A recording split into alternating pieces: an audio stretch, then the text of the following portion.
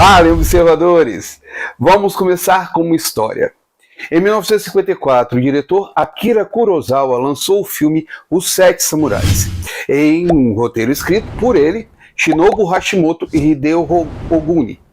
A história se passava no período Sengoku e contava a história de 7 samurais que defendiam um vilarejo de agricultores de um grupo de bandidos que assaltavam-nos corriqueiramente. Nos meados dos anos de 1950, o filme de Kurosawa chegou aos Estados Unidos e, com isso, o produtor Lou Morheim se interessou em comprar o roteiro, que depois foi vendido ao autor Yul Brynner, sendo transformado em um faroeste com o título The Magnificent Seven, que foi lançado em 12 de outubro de 1960. Nos Estados Unidos, 7 Homens e um Destino, como o filme ficou conhecido aqui no Brasil, trazia Brynner como um dos personagens, além de nomes como Steve McQueen, Charles Bronson, Robert Vaughan, Eli Wallach e James Coburn. Ele foi uma decepção, mas a arrecadação na Europa foi grandemente rentável, transformando o filme em um faroeste icônico, tanto que gerou 3 continuações com os títulos Return of the Seven, que o Brynner chegou até a participar, Guns of the Magnificent Seven e The Magnificent Seven Ride, que não tiveram o mesmo sucesso na Europa. Em setembro de 1980, o filme de Kurosawa recebeu mais uma adaptação, agora futurista, com o título brasileiro Mercenários das Galáxias, com George Pepper, Robert Vaughn, que também participou da primeira versão estadunidense, como já citei, Richard Thomas, John Saxon e Darlene Fluegel. Bem, contada essa história, vamos ao que importa agora, pois em outubro de 1994, a DC Comics decidiu adaptar a história de Kurosawa para os quadrinhos com a história Super 7, aqui no Brasil, Super 7. A história, escrita por Carl Kesel e desenhada por Brock L. Rohr e Greg Luzniak, foi publicada nos anuais Adventures of Superman e Superboy. Quando chegou aqui no Brasil, a minissérie foi publicada na revista Superboy. Na história, a Terra é atacada por uma horda de alienígenas chamadas de Malazar-Ren, que são liderados por Kreon. Uma força de resistência formada por membros da Liga da Justiça se opõe aos Malazar-Ren, mas seu líder, que já havia derrotado vários super-heróis e dominado vários cantos do mundo, ameaça matar vários humanos caso a força de resistência meta-humana continue a atacá-los. E, como prova do que faria, destrói Coast City, cidade do Lanterna Verde, Hal Jordan. Dessa forma, a humanidade se volta contra os super-heróis e terminam matando alguns e aleijando os outros. Sendo assim, os super-heróis decidem abandonar a resistência, que não deixa de existir e é liderada por Jim Olsen. Em determinado ponto, Luthor e um grupo formado por humanos que usam o título de Falcões Negros, que já existiram no universo DC, atacam a força invasora e terminam perdendo a vida na mão deles. Então, a Conselheira da Terra, Lana Lang, que faz às vezes de agente dupla, como foi o caso de Luthor, informa Olsen que o Superman está na Terra como um prisioneiro humano dos alienígenas, com uma promessa que irão atrás de Lois Lane. Superman abandona a prisão e inicia a formação novamente da Liga da Justiça. Só como ponto de entendimento, a Liga da Justiça também foi formada pelos 7 principais membros da DC Comics, que eram Superman, Mulher Maravilha, Batman, Flash, Lanterna Verde, o Caçador de Marte e Aquaman. Então, a referência ocorre desde 1960 em The Brave and the Bold 28.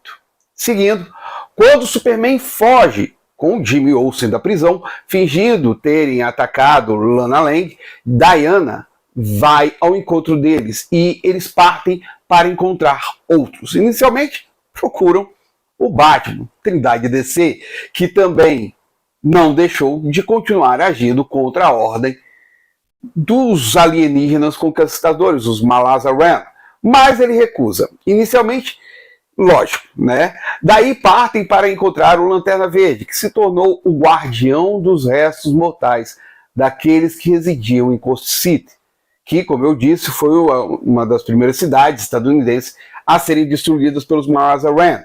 Neste momento surge o Superboy, um jovem que parece ser como o Superman, mas com um dom de telecinésia tátil. Então, eles partem para reencontrar o Flash, que, mesmo perdendo a habilidade das pernas, ainda é o homem mais rápido do mundo. Quando retornam ao abrigo da Resistência, descobrem que Lex Luthor sobreviveu, transferindo seu cérebro para o corpo do ciborgue Metalo, assim se tornando Metalex. Óbvio. Eles iniciam a resistência e descobrem que Lana é uma agente tripla que trai os super-heróis por se sentir rejeitada pelo Superman.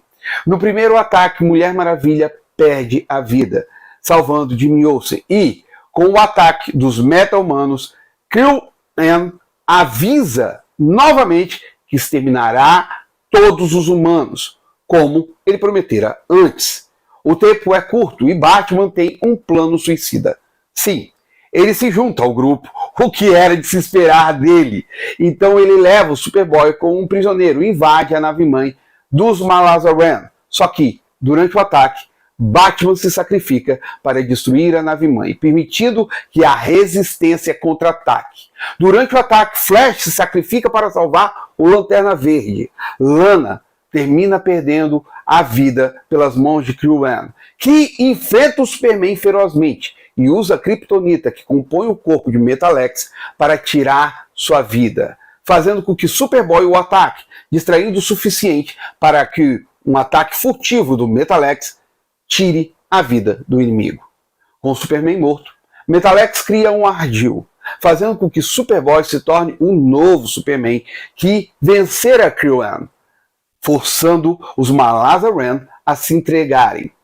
Super Seven, lógico, era uma história da linha Elseworlds, mas trazia em seu contexto um dos grandes clássicos do cinema. Isso tudo durante a infame década de 1990, onde as histórias perdiam um pouco de sua essência, pois os quadrinhos se preocupavam mais com a arte do que com o enredo. Não era uma novidade as histórias de Kurosawa serem usadas em contexto futurista, mas foi algo novo usar super-heróis para comporem tal enredo.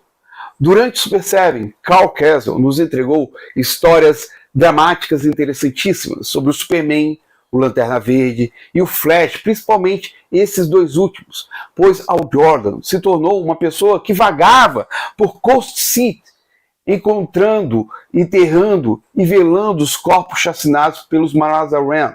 Já o Wally West, que prefere usar seu uniforme de Kid Flash, tem um trauma enorme por ter perdido o movimento das pernas, achando-se fraco e inapto para a ação. Por vezes, parece se acovardar durante a ação, mas, no momento necessário, ele demonstra ser um grande herói.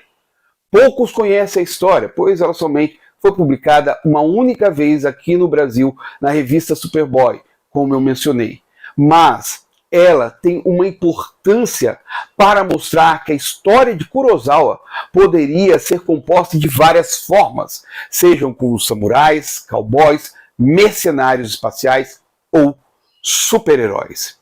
Assim, eu encontrei as edições na Rica Comics. Eu vou colocar aqui embaixo, no comentário fixo e na descrição do vídeo, aonde eu encontrei. Não sei se é a única edição que você vai encontrar lá na Rica Comics, mas tem as duas edições do Superboy que foram publicadas essas histórias. E eu recomendo a todo mundo que leia Super Seven. Como eu disse, Super Seven fez parte da Elseworlds, Túnel do Tempo, que está retornando agora para a DC Comics, com Era Kryptoniana, onde o Batman da Era Vitoriana, ele retorna e está ali desenvolvendo uma história com o Superman naquela era. Mas eu recomendo que todo mundo leia essa história, porque é uma história que traz muito de um clímax que a gente não vê mais nos quadrinhos. Um clímax de união, de companheirismo, mesmo em momentos que a gente imagina que os super-heróis estão perdendo sua essência. E finalizo o vídeo aqui. Agradeço a todos que assistiram ao vídeo, muito obrigado mesmo. Se gostaram do vídeo, deixa o like aí. Se não gostaram do vídeo, pode dar o dislike, aquele feedback que entra a gente. Outra coisa que eu peço aos meus observadores, peço também para você, comenta aqui embaixo. Se já leram o Super Seven, se nunca leram o Super Seven, recomendo que leiam o Super Seven. É muito bom, vale muito a pena. Eu estou falando sério, é uma história maravilhosa. Como eu falei, vou colocar aqui embaixo, na rica, quem conseguir comprar, compra. Se não, dê seus pulos e leiam o Super Seven, porque é muito bom, certo? E outra coisa que eu também peço, meus observadores, espera só mais um pouquinho aí, mas eu peço muito aqui, compartilhe o vídeo, joga esse vídeo para frente para trazer mais pessoas aqui ao Verno Torre. E se você é uma dessas pessoas que veio estar aqui comigo ainda, muito obrigado. Coloquei no começo, mas peço aqui no final. Tem um botãozinho aqui embaixo. Inscreva-se, clica nesse botão, se inscreve no canal e não esquece nunca do peteleco na sinetinha para receber as comunicações dos vídeos que eu posto aqui. Às sextas-feiras, às 17h30. O Verno Torre vai ficando nessa. Muito obrigado a todos vocês. Até mais. Fui.